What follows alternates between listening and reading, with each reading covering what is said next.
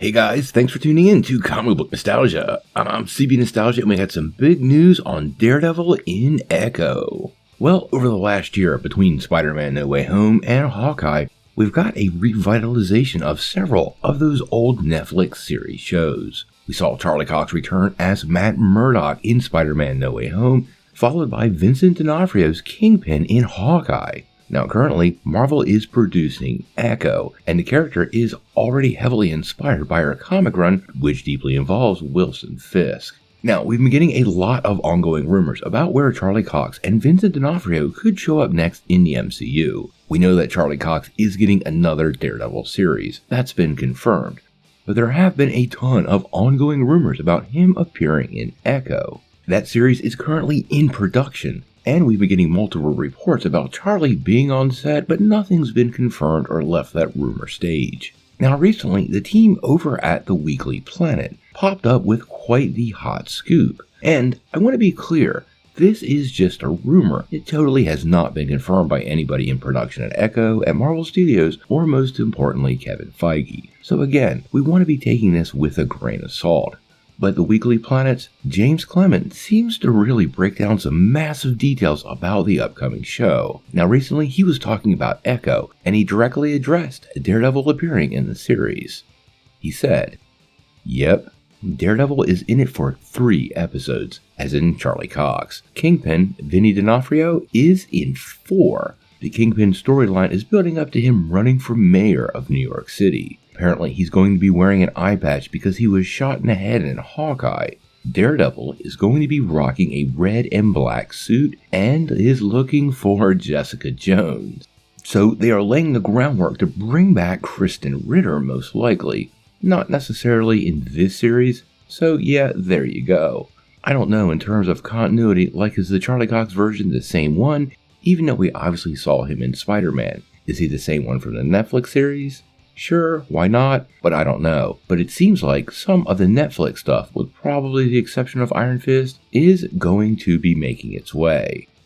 Now, this is something we speculated about for a long time, and there's a lot to break down here, but let's reiterate again, this is unconfirmed. Now, first and foremost, we've been hearing rumors that Charlie Cox could be in a classic Daredevil yellow costume, but if he's in a black and red costume, he very well could be rocking the Shadowland look. That costume is absolutely awesome, and it involves a fairly classic Daredevil look with the main costume being black, but much of the trim and the lettering on the costume being red. It's really menacing and probably one of Daredevil's best looks in the books ever.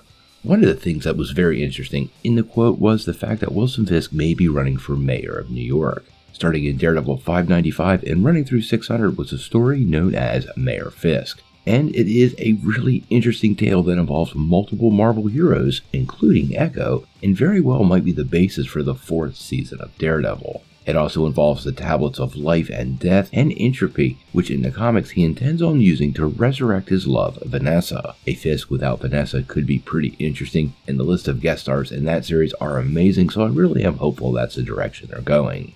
Now, the fact that they're reporting that Charlie Cox is in 3 and Vincent D'Onofrio is in 4 episodes of this show is a pretty big deal. We haven't gotten an official episode count yet, but many of these Marvel shows are 6 episodes, meaning Vincent D'Onofrio is likely in a major part of the series and Charlie Cox almost half. Now, they didn't give us any confirmation on Krysten Ritter being in the show, but the fact that Daredevil is looking for Jessica Jones and many of the other rumors we've been reporting on over the last couple of weeks, and that rebranding of the character on Disney Plus all seem to indicate that something big for Jessica Jones is on the horizon and we should be ready. As for the rest of the pieces of the Marvel Netflix world, we're going to have to wait and see. Mike Coulter absolutely nailed it as Luke Cage, and I can't think of anybody that really didn't like John Bernthal's Frank Castle. The only exception to all of this has been Iron Fist. Finn Jones didn't really connect to the fans. Let's be fair, it might not have been all Finn's fault. Some of the writing was really weak, the action sequences didn't really work for the master of Kung Fu, and often it felt like some of that stuff was just phoned in by everybody on set. I'm not sure if they're going to bring Finn back, but I think all of these things have created a big problem.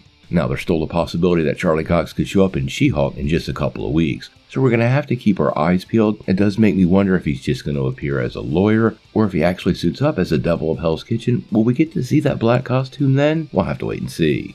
Obviously, we're going to be following Echo pretty tightly. It's clearly going to lean heavily on that classic Netflix Daredevil series, and that is pure gold, making this series even better. Make sure you hit like and subscribe to get all the Echo and Daredevil updates. But until we know more, what do you guys think?